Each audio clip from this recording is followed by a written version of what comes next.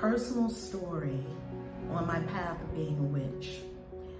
Many, many, many years ago, when I first was stumbling on the path of being a witch, I did not have a wand, I did not have crystals, I didn't have any of the accoutrement of being a witch.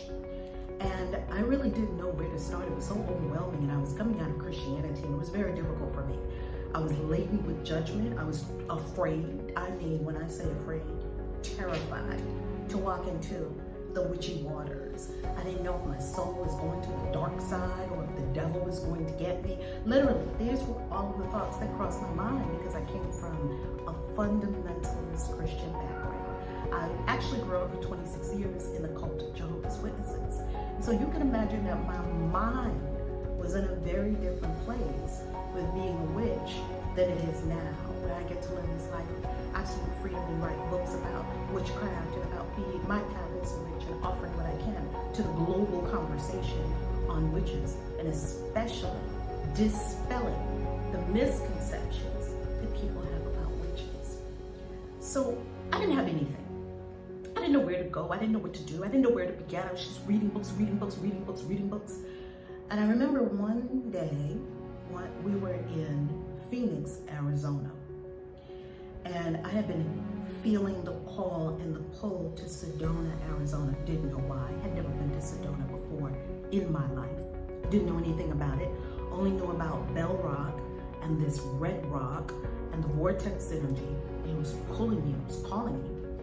So at the time I was married, and my husband and I were visiting friends in Phoenix, Arizona. And we were there for about a week, and I kept saying, wow, I've got to get over to Sedona. And we had a rental car.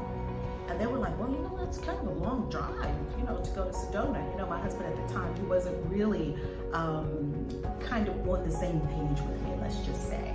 It's like, well, you can go next time. Of course, accepting of what I do. And I knew I had to get to Sedona. I had to. So we were leaving on Saturday. It was now Friday evening. I said, well, I hadn't gotten to Sedona all week. Looks like tomorrow morning is going to be my opportunity to get to Sedona. Now, mind you, we had a flight leaving Saturday afternoon at about 12 or 1 o'clock in the afternoon. And they said, wow, well, you're going to drive to Sedona? I said, yep, I'm going to wake up at 5 a.m. in the morning. I've already mapped it out. I've looked it up. I'm going to leave out at 5 a.m., take the rental car. I'm going to go up to Sedona, and I'll be back in time for us to get on our plane. We're close to the airport, no problem.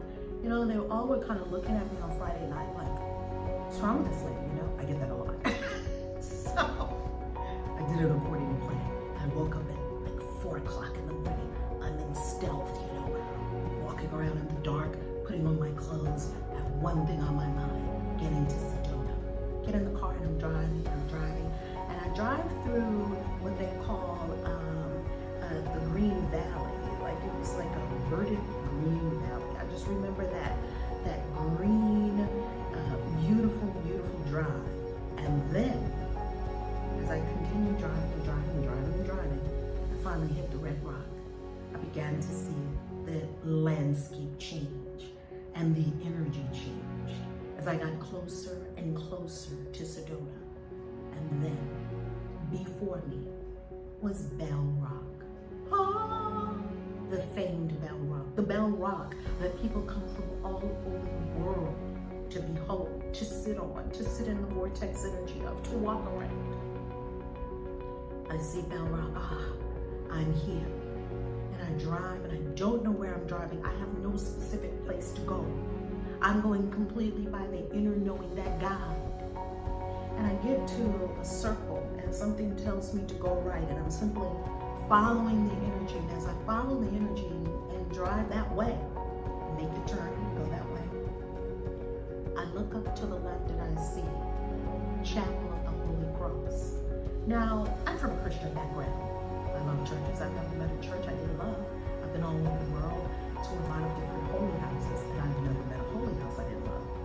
And because I'm a practicing Christian witch, this chapel was of extreme importance to me. Now, at the time, I did not know that I was going to be a practicing Christian witch. It was still blossoming, it was still unfolding as our path unfolds for us. And I see the chapel, and I drive up into the walk in and I feel this energy just blanket me. I knew that that chapel was likely sitting on some kind of vortex of ancient energy, and I sat in the chapel. And I sat on one of the pews that are there, and time stood still. And as I sat there, I went so deep into a meditation that when I came to, my body was different, my mind was different, my emotions were different. And then, I cannot tell you if the passage of time was 10 minutes or 2 hours. I lost time. I go downstairs. There's a gift shop full of holy implements befitting this church. It's a Catholic church. Holy water and soaps that you can use, and all kinds of prayer cards and all kinds of wonderful items there. And something drew me to one of the aisles, and I walked to the aisle and I stood there. And I was being very still and very intentional and quiet within. And something drew my energy and attention down. And there, on the shelf, was my first ever wand. I looked at it, and it was laying in a box, almost like a gift box for jewelry. And it was a nail about this long. And on it said, "Forgiven." A forgiven nail became my first wand as a practicing Christian witch. And I have that wand to this day. And I wrought powerful magic with that wand. Most of all, knowing that we are clean and clean. And we don't need to carry guilt or shame or anything else. And we don't need to be afraid of our path, whatever that path may be, wherever it may lead. I'll end with this. It's not easy to be a witch. It's not easy to show up in the world as a witch.